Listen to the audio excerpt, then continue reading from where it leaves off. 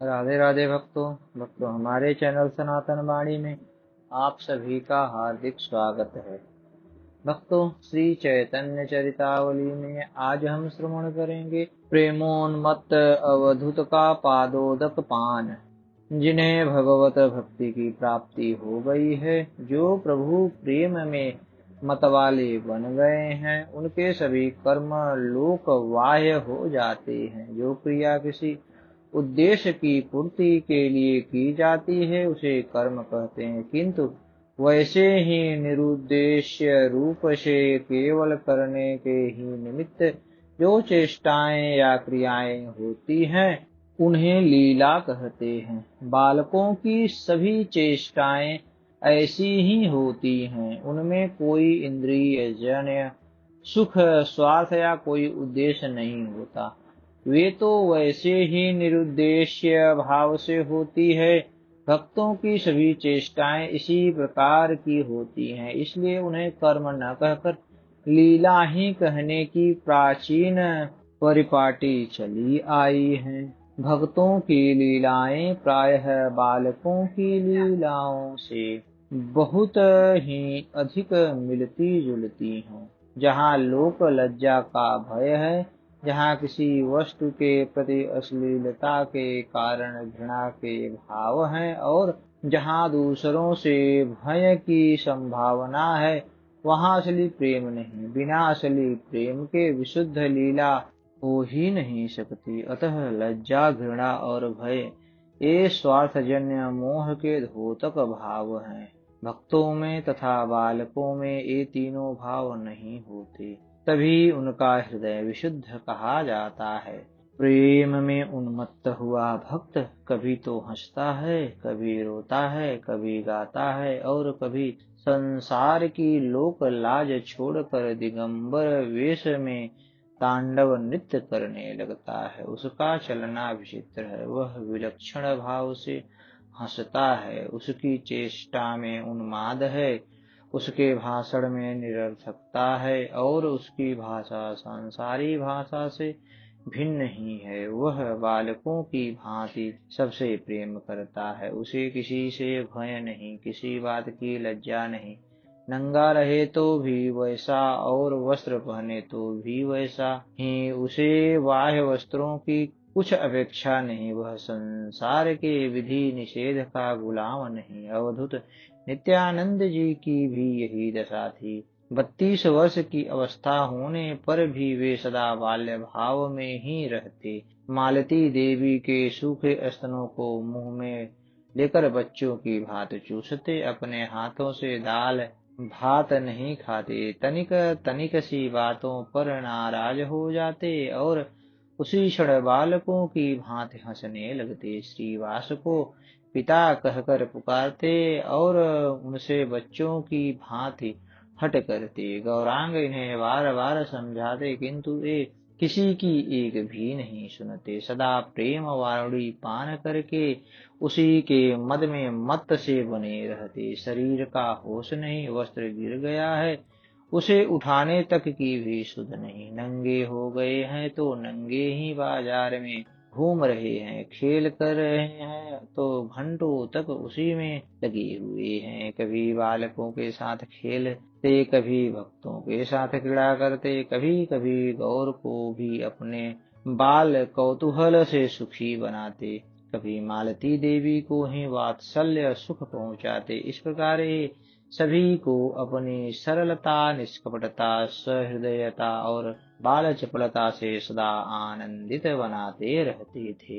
एक दिन ये श्रीवास पंडित के घर के आंगन में खड़े ही खड़े कुछ खा रहे थे। इतने में ही एक कौवा ठाकुर जी के घृत के दीप पात्र को उठा ले गया। इससे मालती देवी को बड़ा दुख हुआ। माता को दुखी देखकर ये बालकों के भांति कौवे को टुकड़ा दिखाते हुए कहने लगे, बार बार कौवे को पुचकारते हुए गायन के स्वर में सिर हिला हिला कर कह रहे हैं, कौवा भैया आजा, दूत भात से खा जा, मेरा दीपक दे जा, अपना टुकड़ा ले जा।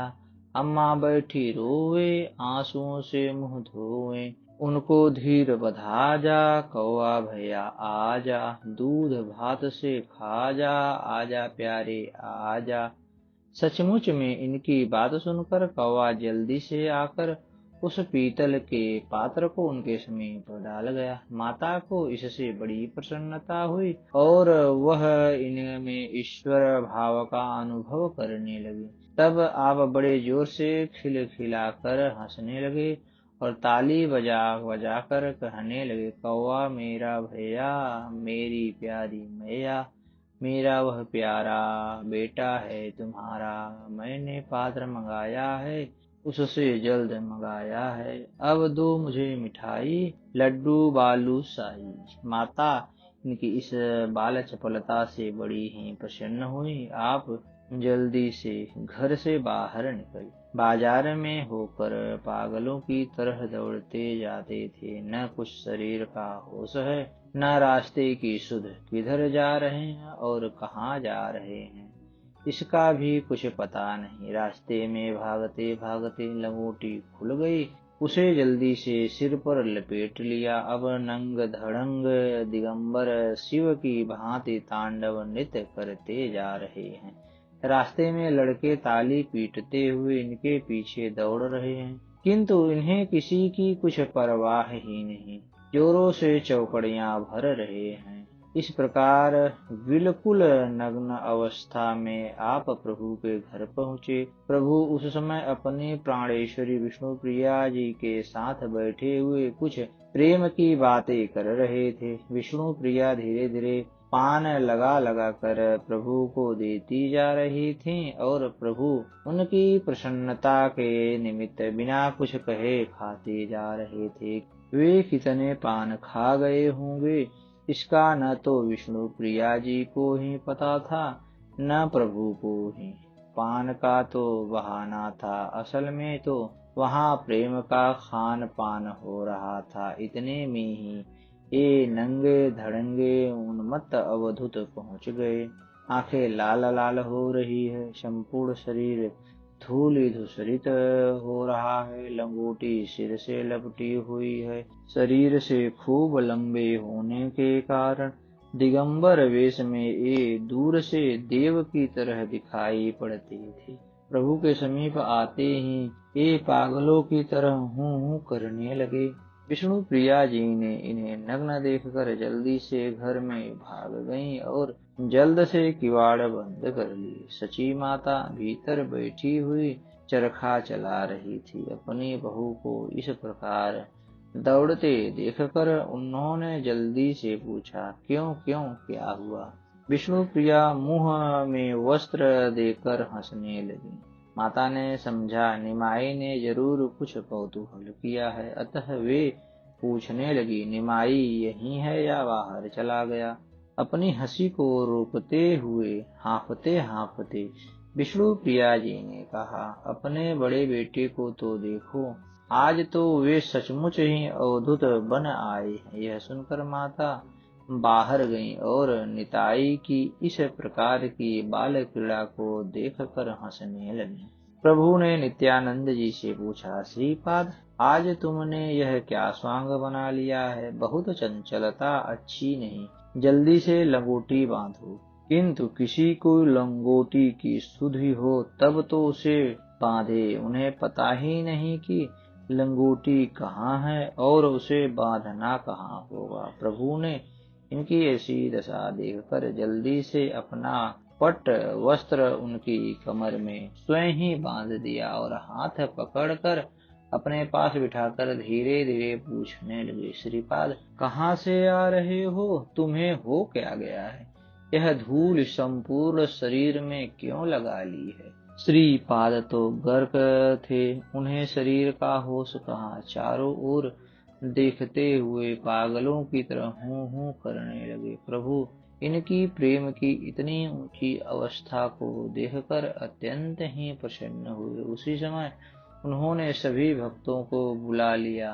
भक्त आकर नित्यानंद जी के चारों ओर बैठने लगे। प्रभु ने नित्यानंद जी से प्रार्थना की, श्रीपाद अपनी प्रसादी लंगोटी कृपा करके हमें प्रदान कीजिए। नित्यानंद जी ने जल्दी से सिर पर से लंगोटी खोलकर फेंक दी। प्रभु ने वह लंगोटी अत्यंत ही भक्ति भाव के साथ सिर पर चढ़ाई और फिर उसमें छोटे छोटे बहुत से टुकड़े किए। सभी भक्तों को एक एक टुकड़े देते हुए प्रभु ने कहा, इस प्रसादी चीर को आप सभी लोग खूब सुरक्षित रखना।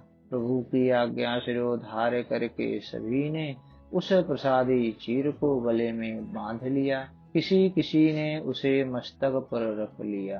इसके अनंतर प्रभु ने निताई के पाद पद्मों में स्वयं ही सुगंधित चंदन का लेप किया, पुष्प चढ़ाए और उनके चरणों को अपने हाथों से पखारा। निताई का पादोदक सभी भक्तों को वितरण किया गया। सभी ने बड़ी श्रद्धा भक्ति के साथ उनका पान किया। शेष जो बचा उन सब को प्रभु पान कर गए और पान करते हुए बोले, आज हम कृतकृत्य हुए, आज हमारा जन्म सफल हुआ, आज हमें यथार्थ श्री कृष्ण भक्ति की प्राप्ति हुई। श्री पाद के चरणामृत पान से आज हम धन्य हुए। इस प्रकार सभी भक्तों ने अपने अपने भाग्य की सराहना की। भाग्य की सराहना तो करनी ही चाहिए। भगवान की यथार्थ पूजा तो आज ही हुई। भगवान अपनी पूजा से उतने संतुष्ट नहीं होते जितने अपने भक्तों की पूजा से संतुष्ट होते हैं। उनका तो कथन है, जो केवल मेरे ही भक्त हैं वे तो भक्त ही नहीं, यथार्थ भक्त तो वही है जो मेरे भक्तों का भक्त हो। भगवान स्वयं कहते हैं, ये में भक्त जना पार्थ न में भक्ताश्च ते जना मद भक्तानां च ये भक्तास्ते में भक्त मता मताः। क्योंकि भगवान को तो भक्त ही अत्यंत प्रिय है, जो उनके प्रियजनों की अवहेलना करके केवल उन्हीं का पूजन करेंगे, वे उन्हें प्रिय किस प्रकार हो सकेंगे। इसलिए सब प्रकार के आराधनों से विष्णु भगवान का आराधन श्रेष्ठ जरूर है, किंतु विष्णु भगवान के आराधन से भी श्रेष्ठ विष्णु भक्तों का आराधन है। भगवत भक्तों की महिमा प्रकाशित करने के निमित्त ही प्रभु ने यह लीला की थी। सभी भक्तों को निताई के पादोदक पान से एक प्रकार की आंतरिक शांति सी प्रतीत हुई। अब निताई को कुछ कुछ होश हुआ। वे बालकों की भांति चारों ओर देखते हुए सची माता से दीनता के साथ बच्चों की तरह कहने लगे, अम्मा बड़ी भूख लगी है, कुछ खाने के लिए दो। माता यह सुनकर जल्दी से भीतर गईं और घर की बनी सुंदर मिठाई लाकर उनके हाथों पर रख दी। ये बालकों की भांति जल्दी जल्दी कुछ खाने लगे, कुछ पृथ्वी पर फेंकने लगे। खाते खाते ही वे माता के चरण छूने को दौड़े। माता डरकर जल्दी से घर में घुस गईं। इस प्रकार उस दिन निताई ने अपनी अद्भुत लीला से सभी को आनंदित किया। अस्तु भक्तों, हमारी यह कथा आपको कैसी लगी? कृपया कमेंट कर हमें अपना सुझाव दें और हमारे चैनल को ज़्यादा से ज़्यादा सब्सक्राइब करें। धन्यवाद दोस्तों।